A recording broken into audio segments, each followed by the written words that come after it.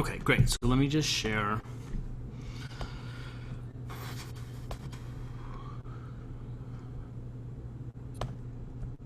Oh, Elizabeth, can you let me share? Yes, let me host again. I forgot. I don't think you already still a co-host or not. I think so. Yeah, perfect. Okay, great. Um,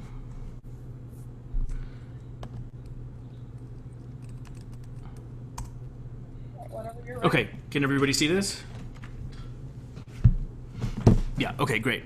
So, the second lecture for today is basically sort of a Loadbang origin story, sort of like a history of the group, talking about the way we operate, and then hopefully you all will have tons of Okay. questions.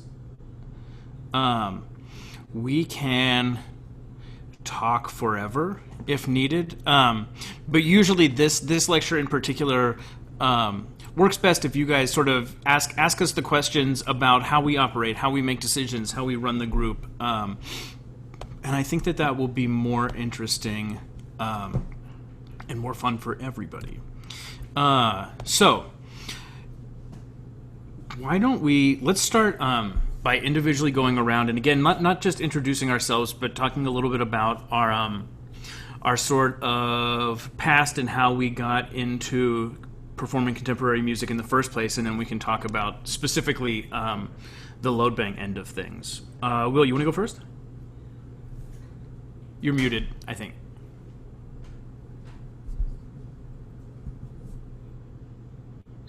Great. Yeah. So, well, we formed this group 12 years ago. My name's William Lang. I currently live in Brooklyn, New York.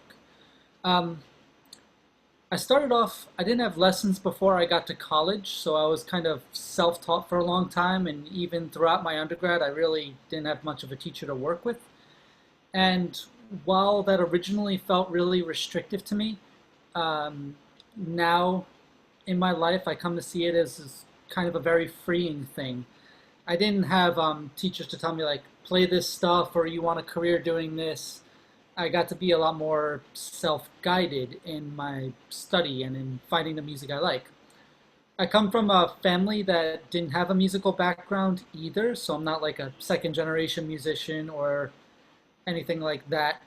And as such, even though I thought I wanted to be an orchestral performer, like I wanted to be a principal trombone of like a major orchestra, as I started doing that, I realized more and more that I just wasn't in love with it. I found that as a trombonist, when you play in an orchestra, there's a ton of sitting around and not a lot of playing. So from there, I really started to find and enjoy recital music. And I kept doing as many pieces as I could find. There's not a real rich text of trombone and piano pieces out there, but there's a few good ones. And I started to kind of find my voice more and more the more that I did recitals. Eventually, at my school, which was kind of small, I ran out of pianists, more or less, for the amount of pieces I wanted to do, and I started exploring unaccompanied repertoire. It was through exploring unaccompanied repertoire that I found a lot of the famous 20th century composers, like Chelsea and Xenakis and Stockhausen. And as I played that music, I found that while I didn't have this connection or grounding in like romantic 1800s music or like Mozart or Beethoven, I didn't have that. I did have a connection to the day and age that we live in and the music that's being created in the last half of the 20th century. Partly because it reflected the experiences that we've all kind of lived through or that we can see influencing our present. That led me to contemporary music. From there, I went to Manhattan School of Music where I met Loadbang, and now here we are 12 years later. Word. Will, can you talk a little bit about um, also what you do professionally in addition? Well, assuming we all did anything professionally anymore, what you did pre-March. What I used to do, I do a lot of solo and chamber touring primarily, and then I teach and I freelance on top of that.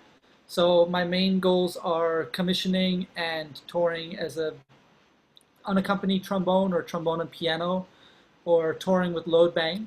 And then I work with a bunch of the new music ensembles in New York whenever they happen to need a trombone. And then I do teaching both at the Laundry School of Music with Andy and Jeff, and some private students here or there.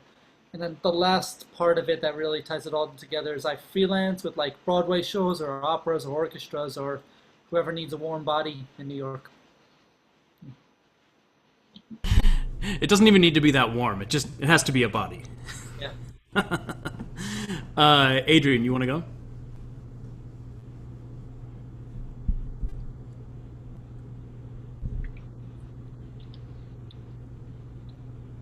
I think you're muted, bud.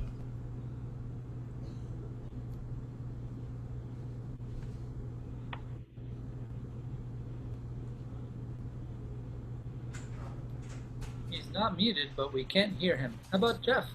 I'll go while that gets worked out. My name is Jeff Gavitt. I am the baritone with Loadbang. My musical journey is similar to Will's in a couple ways, in that there was really no music in my family. There was no classical music at all in my family, just, listening to rock records and things like that. But I got into music through playing the piano that my grandmother willed to me when I was 6 years old. I played a little bit of piano, and then I quit because my teacher was a mean old lady. And I traded some magic cards for an electric guitar because, it's super cool.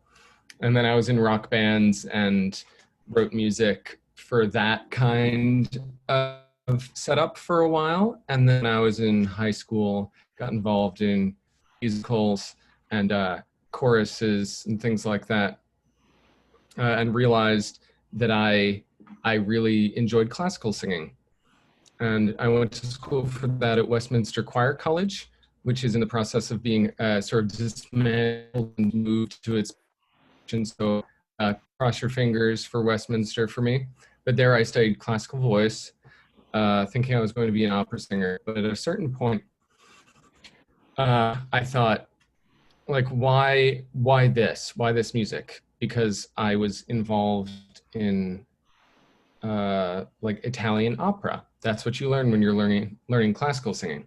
So I'm singing music from the 19th century that is written by and for Italians in Italian, and then I'm listening to great interpreters of it who are the second generation or third generation of Italian interpreters of this. And I just thought, wow, like, is the best I can do just imitating a dead Italian person? And that was a bummer to me. And of course, now I realize those recordings are invaluable and teach me so many things about style and vocalism. But at the time, I was, and still I'm, a very score-focused person, and I like to look at the score. What does it tell me? What does the composer want me to do? And thinking I had to copy someone felt like anathema to me at that point. I was also like 20, so it's not as broad in my thinking. So I ended up going to Manhattan School of Music for the Contemporary Performance Program because I wanted to do music that was of my time and place, that I, as an English-speaking American person from Maine, whatever, who's living in New York, all the particulars of my life would be relevant to it. Not in a way that, like, it's better to be American and speak English, but in a way that, like, is authentic to my own experience. I'm not looking to try and make art that is masquerading as this sort of museum piece from another time and place as my focus. I want to make something that's that I have the deepest understanding culturally and the tools to work with. And my work, other than Loadbang, is I have a vocal ensemble called Ekmeles that does microtonal music. That's a huge focus of mine. I also compose and conduct a bit and produce CDs when Andy lets me do it. And I taught up at Laundry School of Music for a couple years, and I teach voice privately. Adrian, you want to try again? Can you guys hear me now? Yeah. Yay. So, I grew up in Costa Rica. I moved to the States in 2002 and pursued an undergrad at Virginia Commonwealth University. it was a place that thankfully allowed me to explore a lot of repertoire, a lot of styles, a lot of like. My professor was always try everything. Just give it a chance, see what grows into you. And from there, I went to DePaul University in Chicago, where they went, stop playing bass clarinet, do not practice saxophone, just play B flat, practice your excerpts. And then, quickly I realized that was not what I wanted. From there, I went to Eastman School of Music, where I pursued a doctorate. And thankfully, I had the opportunity to perform with Musica Nova, which is the new music ensemble, for 3 years. I was the only clarinetist with that group. And being at Eastman gave me the opportunity to meet most of the people that I work with today. I'm a member of Ensemble Signum, which is another New York-based music ensemble. And my work with Loadbang, you guys would like to know this, but it was 2014, am I correct? First time I played with you guys? Yeah. They invited me to audition, and I was out of town, I couldn't do it. Long story short, 2 weeks went by, and then I got a call from Andy saying, hey, would you like to come with us to Charlotte, North Carolina, to this thing, Charlotte New Music Festival? Sure. I don't know who the 3 guys are, just by name or reputation. And we met at the airport in Charlotte on my way to the festival.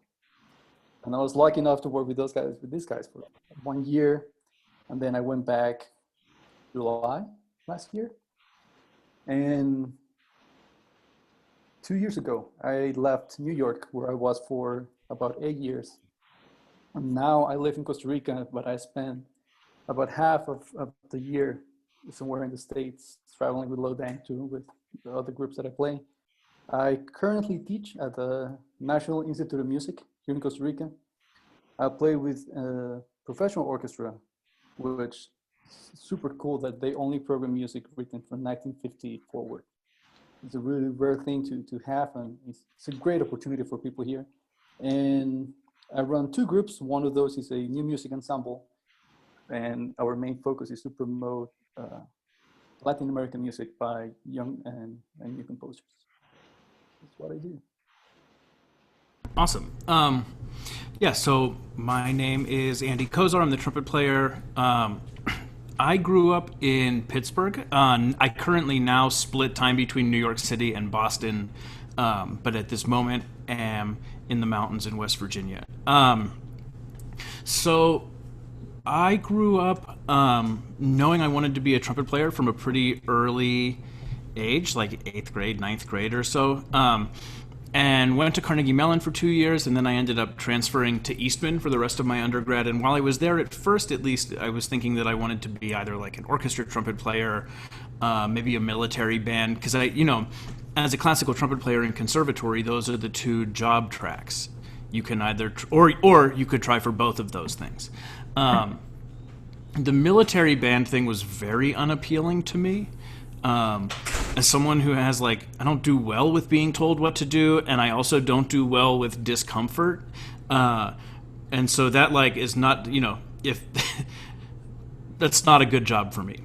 So I started thinking maybe I would focus in on the orchestra thing.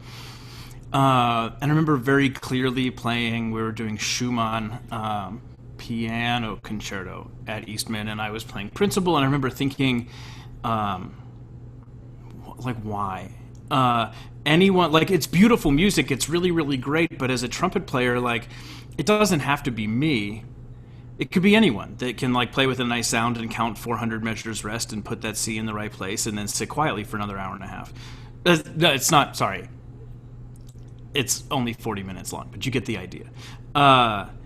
And so I started thinking I wanted to be more involved in the music making process, both in terms of I wanted to know the composers, I wanted to, or at least have some sort of closer connection to the music. So as a trumpet player, still sort of stuck in trumpet land, what do brass players do? I thought maybe I'll make a brass quintet, because that's the other thing. If you don't have an orchestra gig or a military band gig. You can make a brass quintet, and you can play at every elementary and middle school across the country, and live in a van playing like Flight of the Tuba Bee. And that seemed like that was probably also a drag.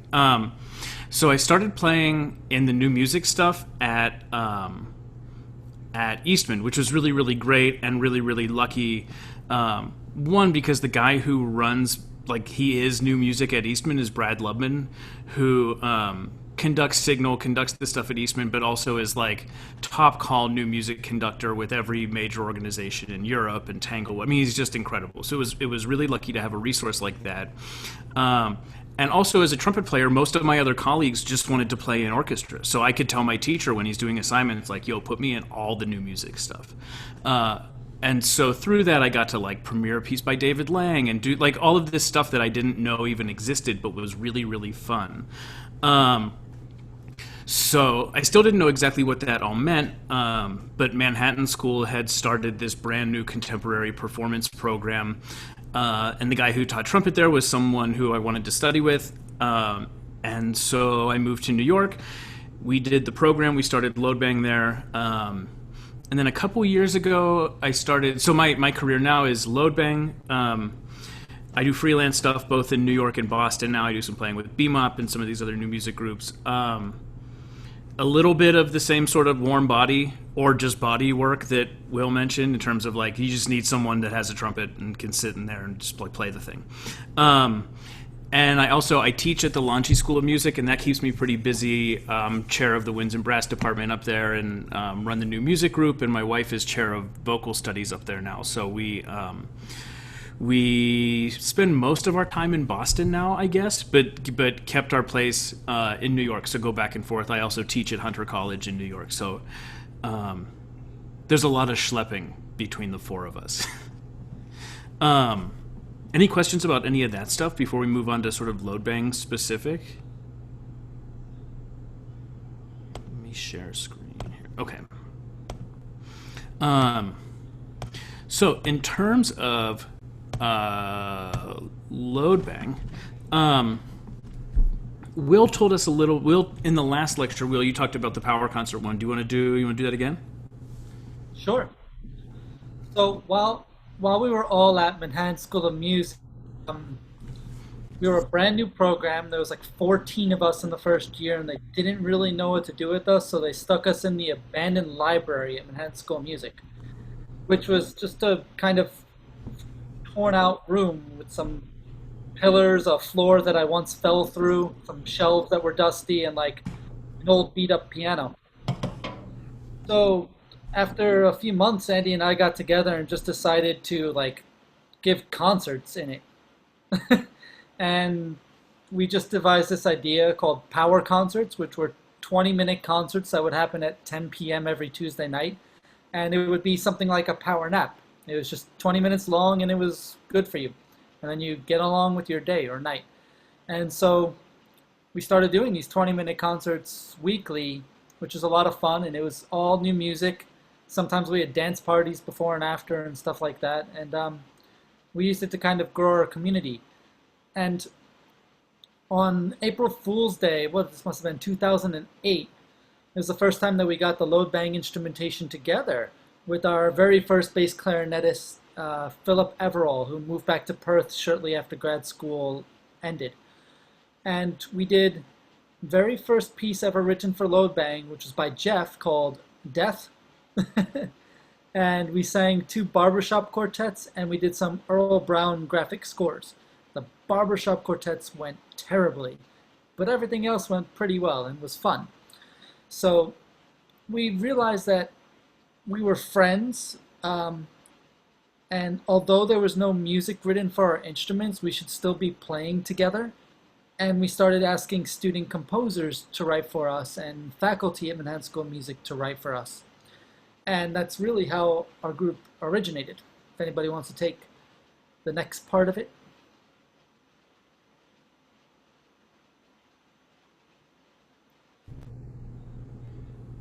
Am I muted? You are. Not anymore. Okay, I was, and now I'm not. Thanks, Will. So, yeah, because it was fun, it was an exciting thing. we just it sort of organically turned into a thing that we took more and more seriously. So towards the beginning of the group, I would say we lost money for the first couple years. We were spending our individual personal money to get projects up off the ground, whether that meant like commissioning a composer ourselves or going on a tour to some weird venues in weird places to play concerts just to get out and play, to be doing stuff. And so it was part of it is that it's the sort of normal slow growth of any new organization or new ensemble, but I think another end of it also is that we didn't have any rep, right? So it's if you're a string quartet and you want to start a new ensemble and you want to commission a ton, that's awesome. You can commission, you can go nuts, but you also have hundreds of years of repertoire to tap into, not to mention like even just the repertoire in the past 5 years for string quartet, right? Like there's just so much repertoire for you. For us, we were limited in terms of how much we could play at first by how much music we had.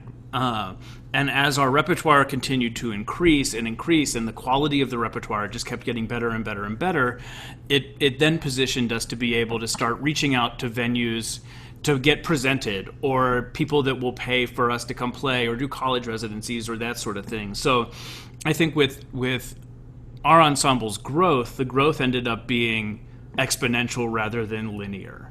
So you start with like, maybe the first year we lost $3,000 or spent $3,000 of our own pocket just to do stuff. The next year, maybe we spent a little bit less because we made a little bit of money, but still ended up losing a bit. The next year we made $3,000. The next year we made 11. Then we made 27. Then we made 50. And it grows like that until you're able to be sort of a self-sustaining organization. So now we're in a position where we have commissioned and premiered. I think I was wrong earlier. I think it's closer to 350 now pieces for the ensemble. Maybe between 50 and 70 of which are like in our repertoire, right? Those are pieces that we can go back to and present and play and tour that rep. And we continue to premiere. This year is going to be a different one because who knows what's going to happen. But I would say that we premiere probably between 15 to 25 pieces every year, depending on the year. And so that's sort of where the organization You do the math, we do more than that. I guess that's right because of numbers. Yeah. So that's sort of where the ensemble is now. In addition to playing, let me just pull up the sheet to make sure I'm not forgetting stuff here. We also, business-wise, we're a 501c3. So back in, we incorporated in 2012. I think we got our nonprofit status in 2014 or so. We were really lucky to get a very, very specifically regional grant, the Northern Manhattan Arts Alliance. So if you lived above, was 168th Street or 155th Street or something in Manhattan, you could apply for basically small seed grants. So we applied and said that we want money to get nonprofit status. So they gave us the grant money to help us organize, which was really, really incredibly helpful. So then with the nonprofit status, that allows us to raise money and to be eligible for all sorts of other foundation funding that has been really important for us in the past, 8 years or so since we've been getting that. Do you want to talk about, Jeff, do you want to talk about some of the other initiatives, maybe like the recording and the commission competition? Sure. So in addition to premiering new works, we like to think about the longer time scale of a new work. So what does it mean when we premiere something? Does it just stop at the first performance? No, we give multiple performances of works and get in front of bigger audiences. We also like to take the sort of cream of our new works and make recordings. Recordings help people, they help the composers get their work out there. They help show the work that we've done on that, but they also help towards a long-term goal of ours, which is getting this repertoire to have legs, to have some kind of future, to have other people play it. It's important to us to think of that, like that the Pierrot ensemble is just a weird setup that Schoenberg made up, and it was a really good piece. So people wrote more things for that, and now there's a lot of bands that have that as their setup. So we're thinking, why can't we get our best music out there and get other people playing it and get other Loadbang ensembles? So there have been a couple other groups that have played repertoire of ours in the past, which is really exciting. So our recording projects right now, we had Old Fires Catch Old Buildings is our most recent album that is just us, but we're in the midst of recording a new album with pieces by me, and what else did we just work on? Song Yun Wo. Who else did we just listen to, Andy? Heather Stebbins. Heather Stebbins, me, Zongyun, you. There's more on that. We've done more work than that. Yeah. So our other big recording project we're doing right now relates to a commissioning project of ours that we started a few years ago. And it's basically a concerto grosso for Loadbang. So we worked first with the String Orchestra of Brooklyn on premiering pieces written for string orchestra and Loadbang. So we had pieces by Taylor Brook and Raiko Futing. So we took composers who had written pieces for us as a quartet, and we knew their work and we knew them. We loved working with them. We loved their music. We had them write new pieces for us and string orchestra. And now we have enough repertoire in that instrumentation that we're making a record. So we have all the string parts recorded and the beginnings of the edits done with that. And once we can all be in the same room together again, we're going to work on recording the Loadbang parts along with those. Yeah, we also, in terms of sort of other Loadbang initiatives, we also run a commission competition every year. I'll tell you how we did it first, and then I'll tell you how we made it better and how we run it now. So the very first year we did this was probably about 10 years ago, and we were really green and just trying to figure out like a thing to do, how to do something like this. So we said, let's do a call for scores. So we announced a call for scores, and people wrote pieces for us. And then we picked the one that we liked the most and premiered it. And then we were thinking about how we ran that process and how we could do it better, and realized essentially that what we had done accidentally was like sort of deeply immoral. In that we asked a bunch of composers to write pieces for us, only one of which would necessarily ever be played. And that sucks to ask people to do. The other thing that we noticed is that like while we got lucky, and the composer that won wrote us it's a great little piece. The caliber of composer we were wanting to work with, the sort of quality of music we were wanting to work with, people that are willing to write a piece for nothing and that it may never get played, doesn't necessarily equal like the level of work we were hoping to be doing. So, combined with like the ethically dubious nature of the way we ran the first call, or the call for scores, and how the whole thing worked out, we decided to change it and turned it into a commission competition. So the way we run it now, we've been running it every year since, is that composers are invited to send us a piece of chamber music that they feel very strongly about. They feel like it best represents them and their work. For 2 to 7 players, it doesn't have to involve clarinet, trombone, baritone, or trumpet. But if a composer has something that involves any of that, we say like, send that. So at least we can get an idea of how they work for those particular instruments. But pieces aren't, in the, as we're sort of sifting through all this stuff, pieces aren't getting disqualified because it's for a string quartet. Like we're ultimately looking for the composer that is writing something that we feel that they could do something compelling and interesting for us. At first, we had offered $433 as sort of a little nod to Cage, as well as it being an amount of money we could afford to pay, because it was sort of a out of the Loadbang pocket commission. And then in the past couple years, we've been able to grow it. So now we offer it's $1,000 award. You get free tuition to Longy's Divergent Studio, which is a summer new music program that we run up in Boston, premiere in New York, and the piece will be like professional video and audio recording. So we try to make it as worth it for composers to to want to be involved with the project and to want to apply. And we make sure that that there is no submission fee, because that's while it would be an easy way to make money, it's also immoral. So we don't do that. People can just send along scores, and then we did it this year. Where did we do it? Oh, we were sort of stuck in the UK when the whole COVID thing started. When Trump made the first ban on any travel, we were on a ferry between Wales and Dublin. So we had some time in hotel rooms to work through that stuff this year. What's the other? Oh, and then the other project we have is Divergent Studio. So Divergent Studio is a summer program for composers and performers that happens in Boston for 10 days every summer, and is usually in June. And this year it's been postponed to late July, and we're hoping to run it, but it is up to COVID whether we can do it or not. It's out of our hands. So that is the sort of overall general Loadbang stuff. Elizabeth, what time are we going till?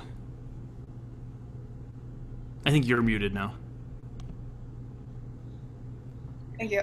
We can do 5:30. 5:30. Great. No, that's what. Okay. I can't remember. I just couldn't remember. Are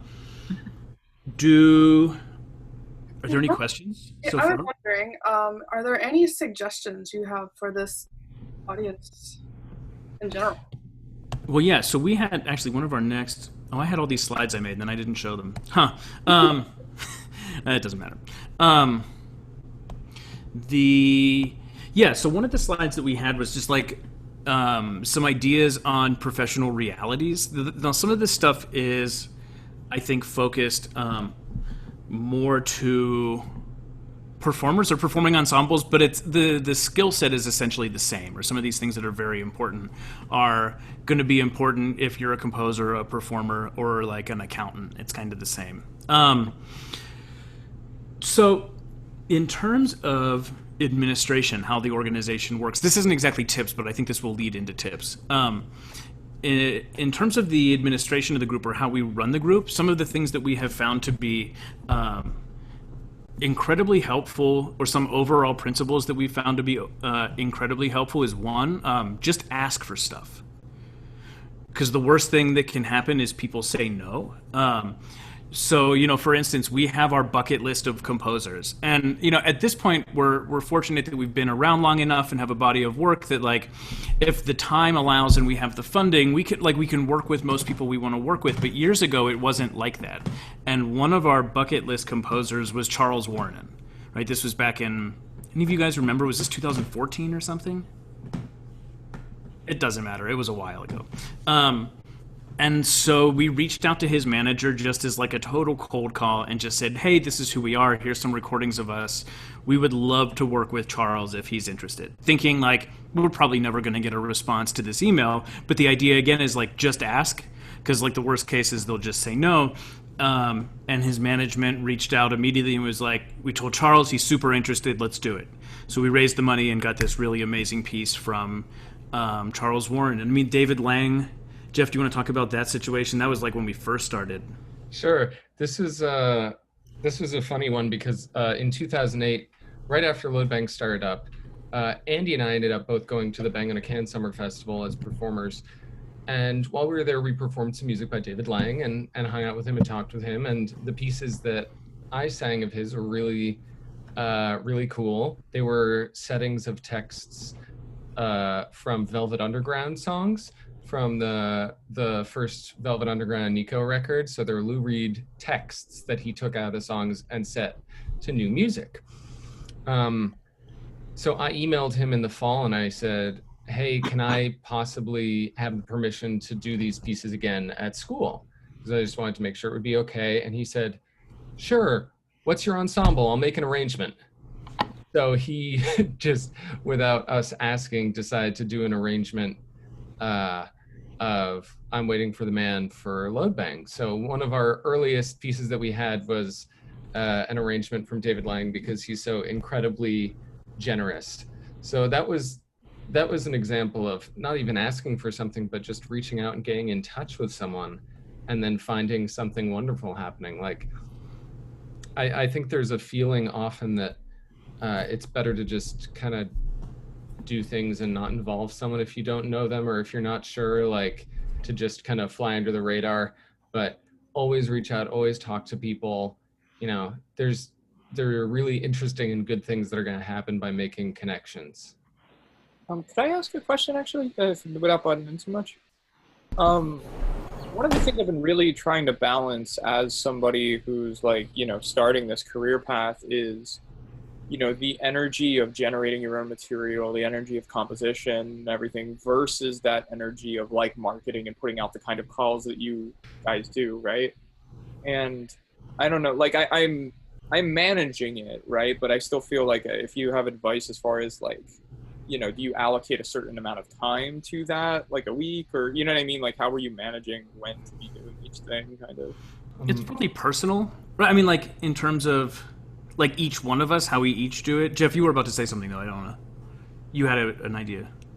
Yeah, I was just going to say it depends on what your natural capabilities are. There's Andy and I are both reading a book called Composing Capital right now that's about sort of the navigation of neoliberal capitalism through classical music. And it has a lot of really interesting points. And one that really struck me is the idea that we are all expected to be entrepreneurs. Like, everyone is supposed to be an entrepreneur. And for some people that's exciting and fun. And for some people that's loathsome.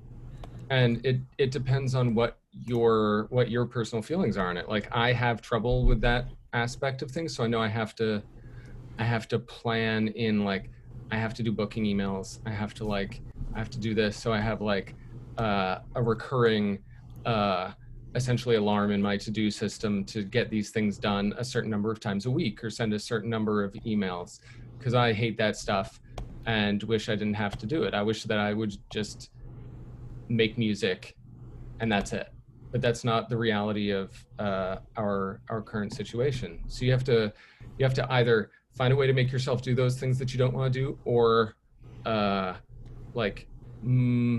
change your situation so you don't have to do those things.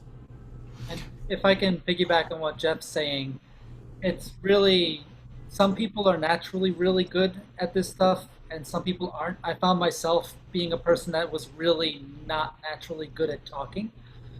But I kind of studied people who were and tried to learn from what they did. And for me, a lot of it was finding the parts in myself that were honest to who I am, that I could also use to communicate with others. So it was never like learning a lesson and just using it. It was figuring out what the lesson was or what the next step in communication was, and then seeing if it was something that was really adaptable to my own personality in an honest way. The amount of work that you do on your own craft versus selling your craft, it's really going to fluctuate and change a lot, even from month to month, from year to year, from person to person. I really wish there was a more concrete way of saying, like, do this or do this, but a lot of it comes down to figuring out as much as you can of yourself, by yourself or with help. Like, I know for me, like, some therapy here and there has been really invaluable in helping myself figure out myself. And then seeing how the honest parts of you communicate with others in a way that's hopefully mutually beneficial. It just really helps to hear from somebody that they feel it fluctuate too, because I'm like I have no consistency. It's like this week I have to completely self-promote, send 10 billion emails, and then this week I live in a cave and so yeah, that's actually just good to hear that, honestly. Yeah, I mean, I find it, like, sort of a little bit more nuts and bolts. Like, I find it really helpful. I like the organization. Like, I like going out and trying to get stuff. and like doing projects and being sort of active and sending a ton of emails and setting stuff up, like that excites me. And when I don't have it, I feel like lost. So when, like for instance, in like, the first week of April, we got back and suddenly like all gigs were canceled, but it's not like I could plan new work because no one's like everything stopped. It was an afternoon where I just like caught myself just standing in the living room. It was just like, what am I supposed to do now if what I do is gone, right?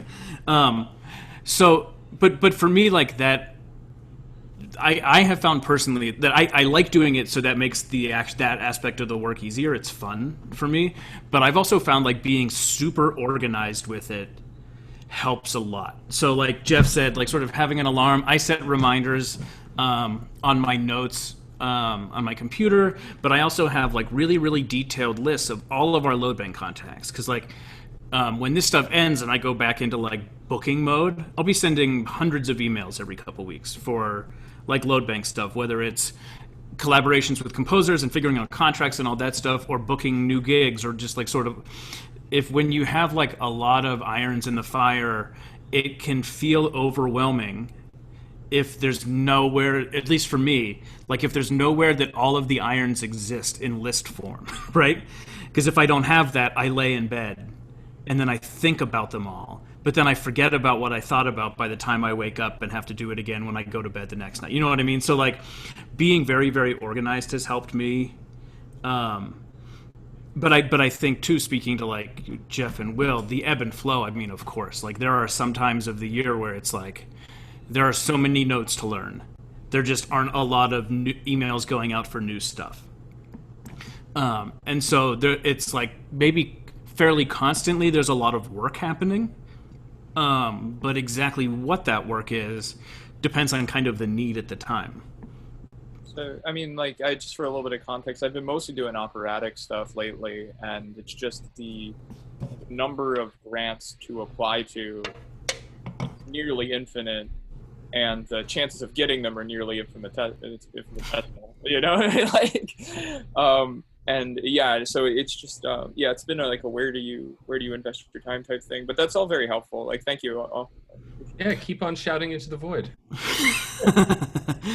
I mean, I think a lot of it too is like you learn about your work habits and work thresholds and what's too much and what's too little by experiencing all of those different varieties of ways of working, right? Like, what was it after our summer stuff last year at the end of Charlotte, because we had gone from like an incredibly busy spring and then went to China and then went straight from China to run Divergent Studio and then immediately to Charlotte. And by the time that Charlotte was done, for the first time in my career, I packed my trumpet up for a week. Just because like I found a new threshold. It's like, okay, it's too much. I'm not going to do that again. But now I know what that feels like. So I think it's also, especially as you're younger, like figuring out what all these things are and how they feel is by feeling them and deciding whether or not that's a good feeling, right? Yeah, that's a lot of answers to that one question. So if I'm understanding correctly, that also involves a lot of calculated risk. How do you mean? Like when you say that the best way to figure out those things is how you feel in those things is by feeling them, that often will, like that you're often subjecting yourself to some inherent risks.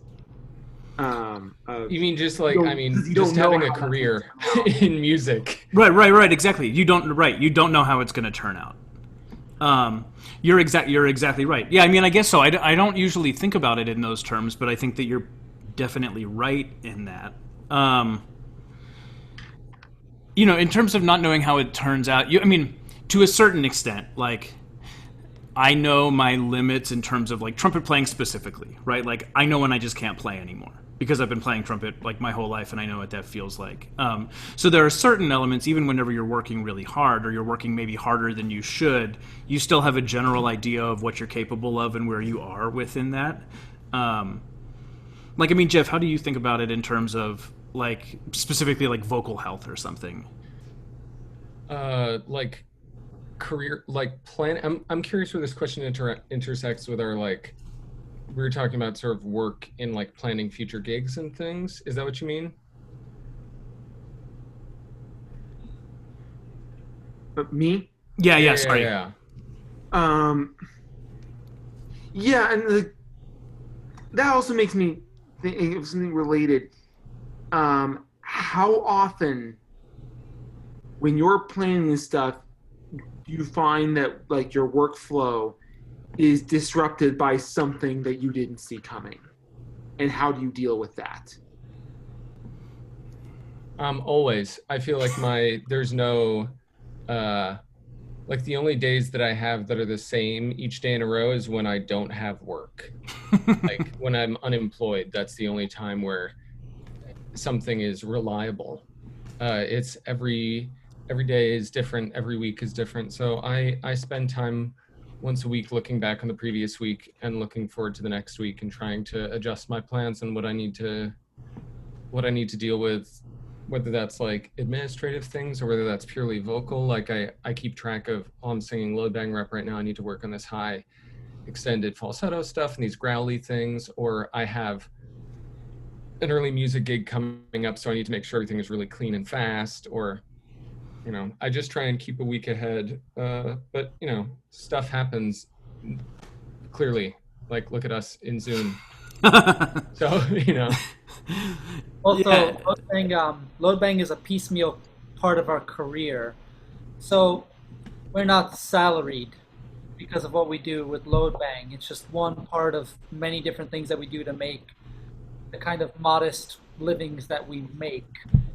And as such, a lot of the music career now is piecemeal like that. You need to have a lot of different plates or balls up in the air at the same time or something like that. And it's it can be hard and it's not exactly for everybody and there's no right or wrong to it. If it turns out that you're not like the type of person that can juggle 8 different career paths at the same time, there's nothing wrong with that. Like there's so many different ways to find what you need, but it doesn't all have to be the model that we're presenting right now. It's just that that's one of the trade-offs that comes from taking this kind of career path. I think people. Oh, Yeah, sorry, Will. I hope that's helpful. It's just there's a lot of ways to make a living, and sometimes I think maybe we chose one of the harder ones. um, yeah, I was going to say too. I think that in terms of like concerns around whether it's the type of work or a thing happening that like throws a kink in sort of how you were expecting things to go. I mean, I think people have all sorts of ways of dealing with that and mitigating that, maybe in ways that are a little bit separate. So I mean, if I'm talking about trumpet, like the thing for me that will help to mitigate that is if I get like a good relaxed warm up in every day. For some people, it's like meditating. For some people, it's yoga. There are ways to find sort of stability to help to put you in a place that, regardless of the kind of work or the kind of thing you're about to do, at the very least, at least you're coming to it from a place of like sort of being able to approach the things coming at you. And finding that method takes time and trial and consideration of a lot of different avenues of it. Sure. How do you just on a throw this? Hi, it's Brooks. To Oh, hey, throw Brooks. this on like a completely out of the ballpark. You guys do such a great job of reinventing yourself and finding all these avenues for income that we all have to do. But I think we forget that, I know at least 2 of you are married, and you also have relationships outside of music. And like, how do you balance having relationships with your family and outside of music, along with everything that you do on top of that? Adrian, Will, do you guys want to speak to that? You guys have a little more going on. Actually, the 4 of us are married. Oh, okay. And Will has 1 kid. I have 2 kids. And it is an endless struggle to balance my schedule with my wife, with the kids. And that is one of the reasons why we ended up moving back to Costa Rica. So I was closer to my parents, close to family, because honestly, it was becoming too challenging for us to handle that while we were in New York. But I'm totally guilty of being too involved with my work and trying to balance, the text from Andy and my groups and my practice and my students, and like your phone is like buzzing nonstop. My wife is the one who comes to me and she's like, "Put it down, enough." Like you've been on that all day, and for me, and maybe this is something I realized recently because of COVID, was to just put everything down for a few hours. I've been leaving my phone away. I've been like finding ways to detach myself from that reality of like what's going to happen next. Like honestly, we don't know what's going to happen this week, next month. But I don't have a solution for how to balance that. But I think communication within the family is key, right? There are too many variables. It's not just our schedule.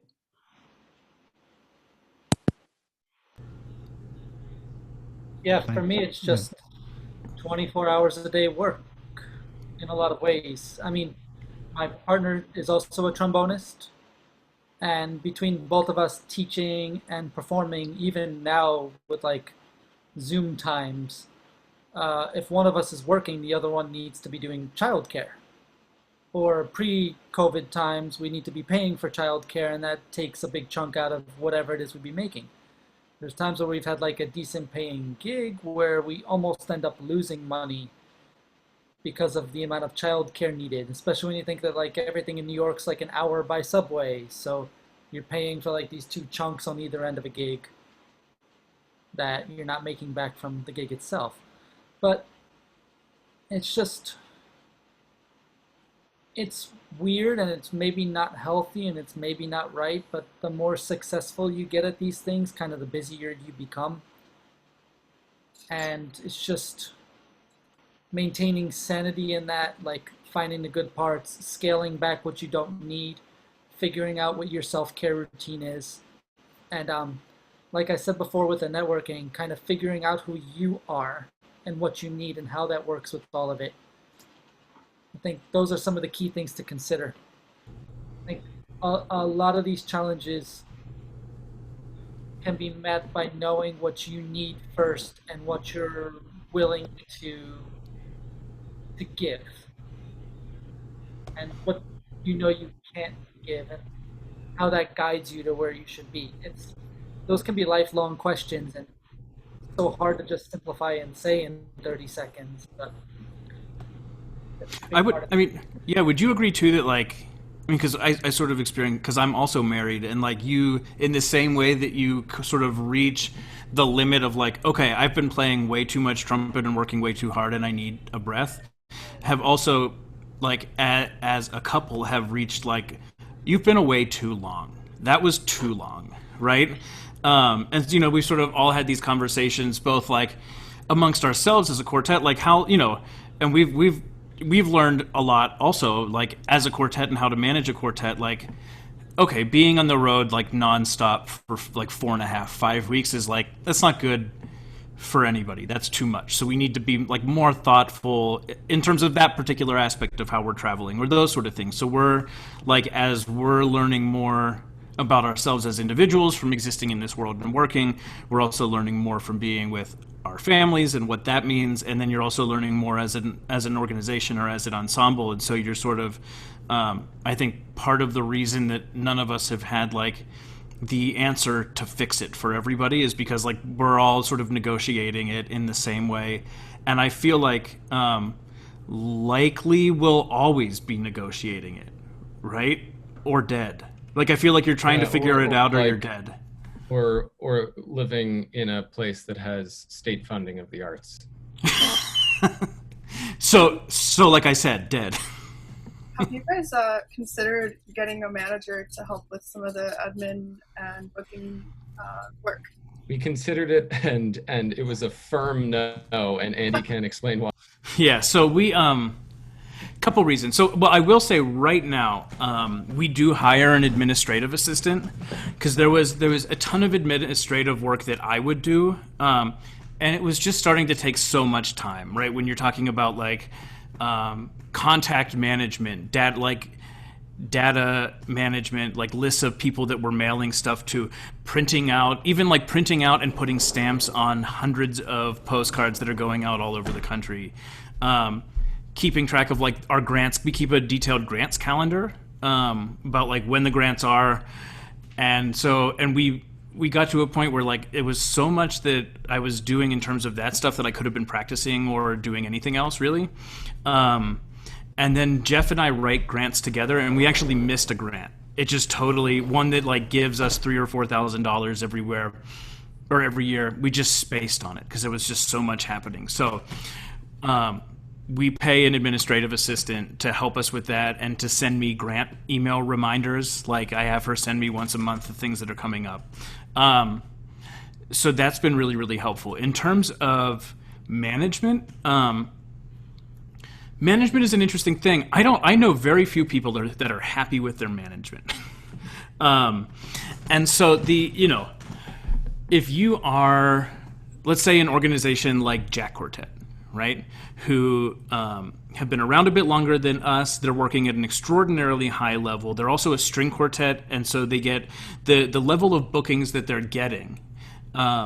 It behooves them to have a manager just to handle that for them, because essentially people are coming to them asking them to come play, right? Like they're between them and maybe Arditi or something, like who's first call string quartet for everything, right?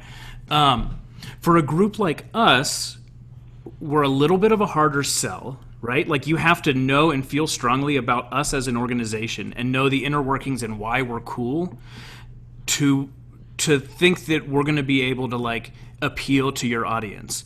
And we can do that for ourselves, right? We're the best ones to do that for ourselves because we know exactly what we do and we think we're cool, right? We think what we're doing is cool, so we can explain why what we do is cool to people.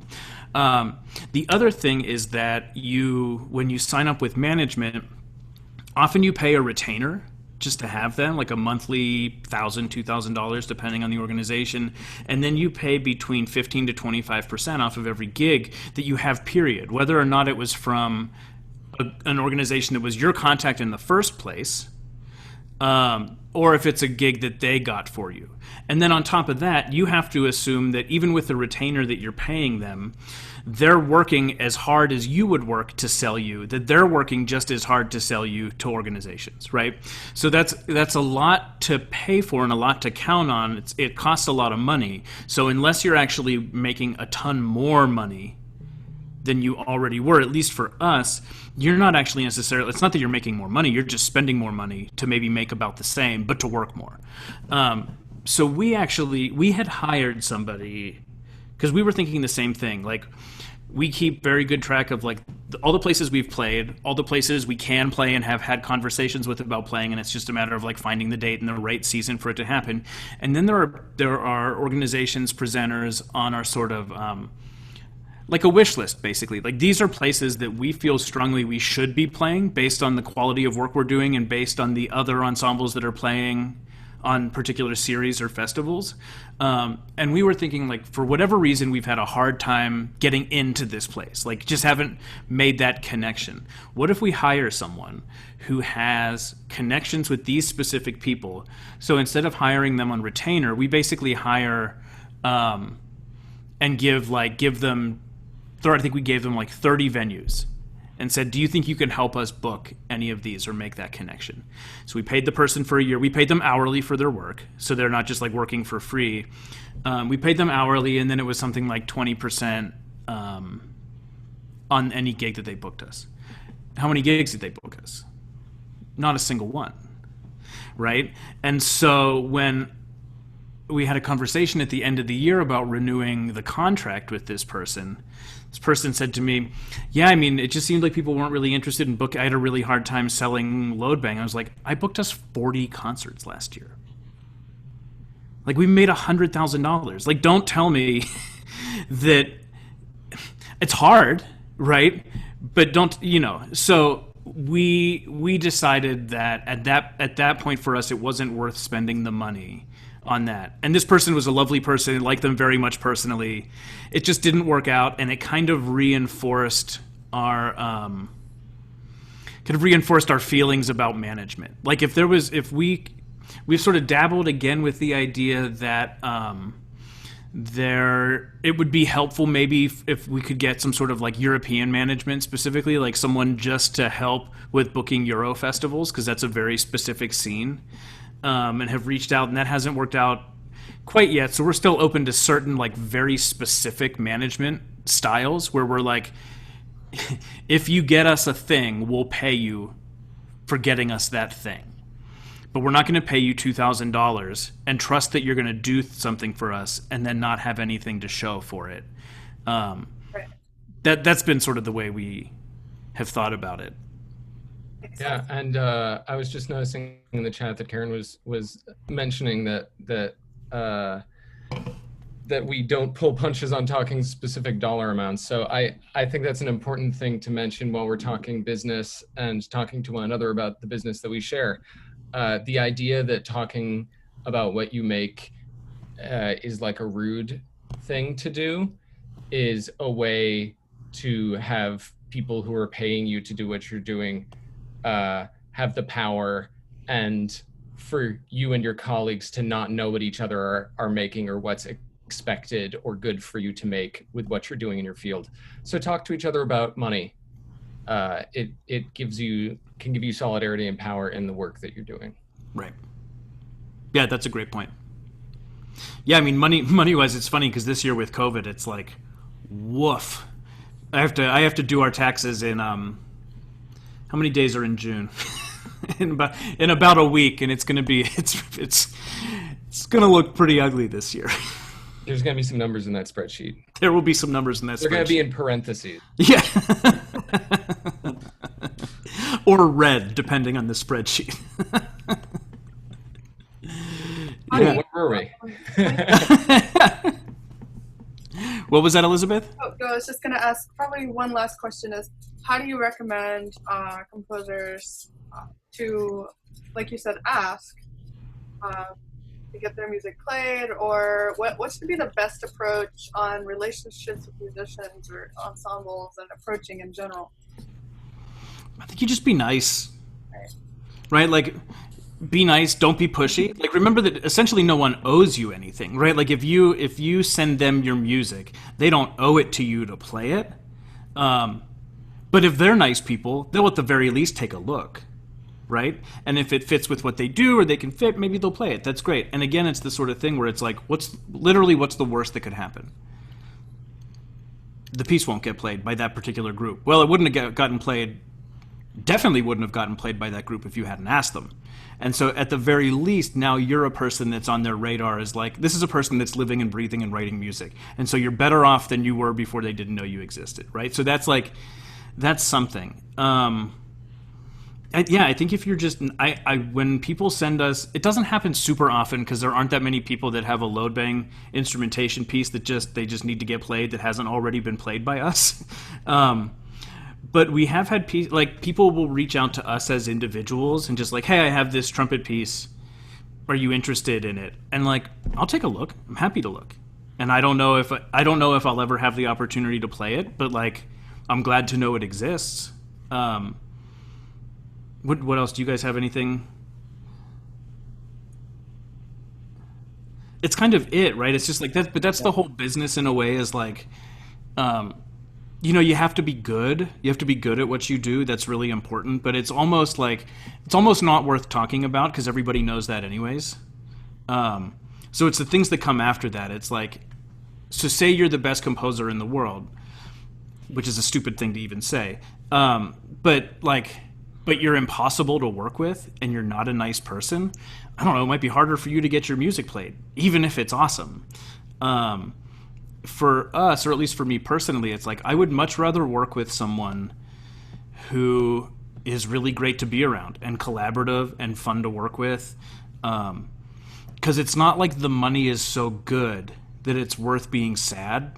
You know what I mean? Like, you should be spending your time working with people, whether they're composers or other performers that you want to play with. I mean, I know, like, Will, we've talked about it, when we're booking gigs, like when we're in charge of like hiring a brass quintet or something, who am I going to call? It's like, I'm going to call the people who are going to be fun to hang out with for 3 hours. because that's the gig. I mean, everybody has to be good. Everybody's good. Like, you have to be good. But, you know, if you can be nice, if you can be, again, like collaborative, fun to work with, helpful, right? Yeah, I think communication is the main key for me when we're working with composers. Like, whether, like from the very beginning. So if we're talking with someone and we want to get a piece from them, how do they respond? How quickly do they respond? What do they say when they respond? When they're writing something, are they sending things along and asking questions? When they send me a question and I send them a 5-minute MP3 recording and like an essay on phonetics, do they bail entirely, or do they read and listen and ask more questions, and are they engaged? Like, that's what gets me excited, is like communication and transfer of ideas. Can you talk about what you care about and why you care about it? Can you, if it's harder to talk about, can you put that in your piece? Can you put that in the notes? You know? Yeah. Are there other questions from you all? Yeah, I do have a question. Sure. We were discussing, some of us from the festival, in a separate chat. So I'm curious what you guys think. What place does tonality have in contemporary music now? This is going to be really simplistic. If it's good music, it's good music, and if it's like in C major, that's great. I got one. That's It's a really useful tool, but it's not mandatory. My Skype, Zoom, whatever, cut out. That was tonality was the question? Yeah. Yeah. There's an interesting conversation to be had about tonality and like the politics of musical accessibility versus sort of radical politics of like mid-century composers like Nono. But this is like, I think, not as in the forefront of people's minds at the moment, but it's something worth looking into. If that's the music you want to write, you know, write that music. But like I said, things are about communication. So what are you communicating with tonality? Okay. Yeah, I mean, I think generally, like, one of the things that at least we as a group have tried to do is be really diverse in our programming, and diverse in like every sort of possible way of looking at diversity in music, right? Whether it's like diversity of the individuals writing for us, or stylistic diversity, aesthetic diversity. So I think that we're generally like, I mean, to me, there's no issue with playing like Evan Johnson's piece right next to David Lang's piece, right next to Heather Stebbins' piece for us, like, because they're all really great pieces. They're all really incredible music. They're written with very different languages, or sort of like musical languages, or the way the composers work are different, but they all speak. And so that's great. Anything else? Oh, yeah, sorry. Just a quick follow-up. Have you guys ever premiered a piece that used a key signature? Yeah. Absolutely. What's the most... Yes, I'm trying to think of the most recent one. But I have COVID quarantine brain, and I can't remember anything that happened Clarion before this Concerto happened. Grosso. Oh, yeah. Thank Eve's you. piece. E flat. Great. Yeah, Paula Matheson's piece was definitely in a key. Yeah. I don't remember what it was, but it was. D minor, the saddest of all keys. We asked for scores in C, so sometimes the keys are left off even when the piece is tonal, but we still have pieces with key signatures. I think Yeah. the latest that we premiered that comes to mind is definitely Yves Buglerian's Concerto Grosso. Yeah. Okay. Which, do you hear tomorrow night? No, you hear Paula's tomorrow night. Anything else? Yep. Thanks, y'all. You can always email any of us. We're quick with emails. We're happy to talk, answer questions. If there's something that you felt that you couldn't ask in the Zoom for some reason, it doesn't matter what it is, shoot us emails. We're all very fast to respond with things, whether about professional, musical, whatever. All right? And we have our office hours this Thursday too. Right. Yep. Yeah, this Thursday evening. 7:30 to 8:15 or something like that. Yep. Yeah, and that'll be great if it's something where you want to have more of a conversation, forum style with us and with the other participants. And that one, you guys, I'm sure this has all been communicated, but that one's at a different link from this one. That one's at like the Loadbang link that you guys all, right? Or did I just lie to everybody? I'll let you guys know. But Okay. I want to try a couple things out. We might be able to have it in here and then do like breakout rooms from there. Oh. But, so I'll let you know because So ignore me and listen to Elizabeth. but it will be at that time though. Right. And we'll let you know where. Okay. Awesome. Thanks, By the y'all. way, guys, I just want to say I really appreciate the little bit about how the talent is everywhere, and it ultimately boils down to not being a dick and actually wanting to hang out with people. It's true. That's a big thing. Yeah. Be cool, everyone. Be cool. Totally. Be cool. Yeah. Thanks, everyone. Nice to see you. Nice to chat. Yep. Bye. Thank you. Bye. Thank you. And I end this.